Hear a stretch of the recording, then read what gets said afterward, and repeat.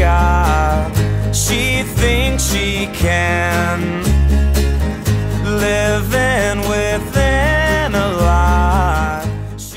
Last week, I rode the subway from Brooklyn to Manhattan to meet with Tracey, Stewart, and Jacqueline Schmidt of Moomah, a creative arts cafe in Tribeca.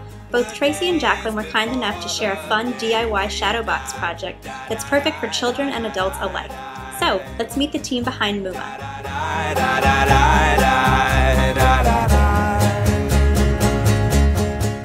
Hi, I'm Tracey Stewart and I own Moomah. It's a creative arts cafe. Here we specialize in doing art projects with children, connecting and having healthy food while we're doing all of that. Today's project is inspired by my obsession with the Museum of Natural History and the work of Joseph Cornell. The Museum of Natural History is really what keeps me living in the city.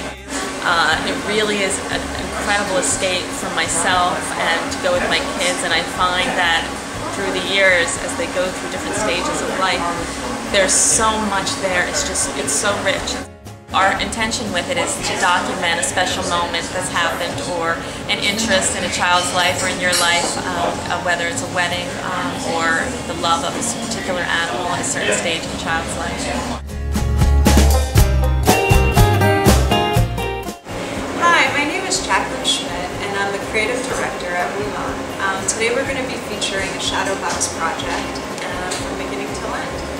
The materials you're going to need for this project are a shadow box, the seed that you're going to put in the back of your box, the materials that you want to put inside, scissors, glue, and just all your special collected items.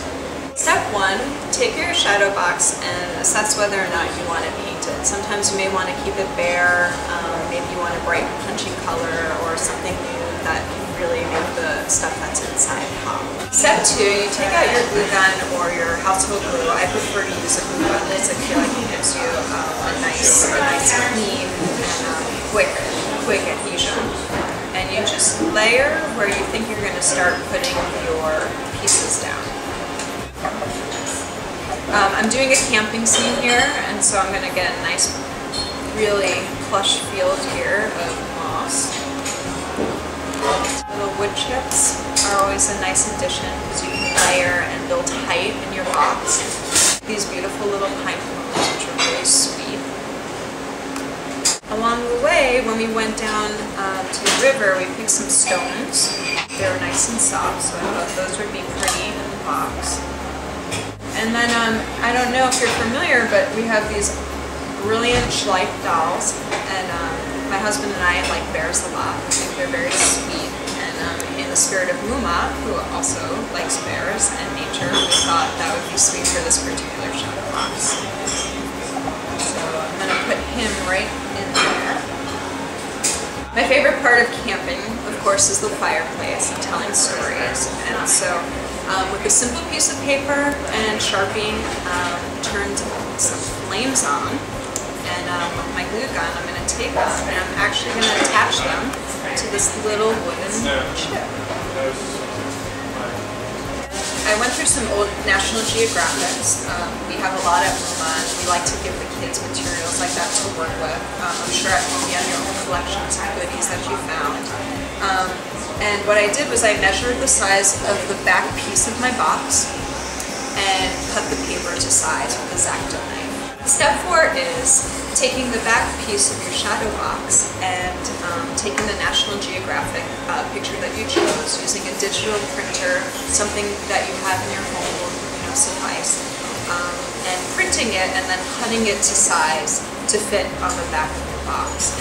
A glue stick is preferred because the hot glue gun will ripple and damage the picture, and so you just want to apply your glue stick, and this is the final result.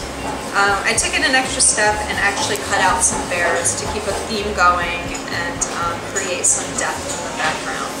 And then I take my picture and I apply it to the back of my box here. Show you. There's a few prongs that keep them in, and so when you're squeezing it in, you want to make sure that you get it on all sides, and then you basically just connect and push in the tabs so that you're holding your piece tightly.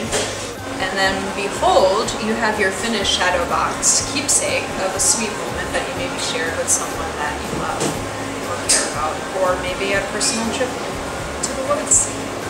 So thanks for doing this project with us, and we hope you'll come down to Moomah at 161 Hudson. Right through skin and bone, but you will end up all alone.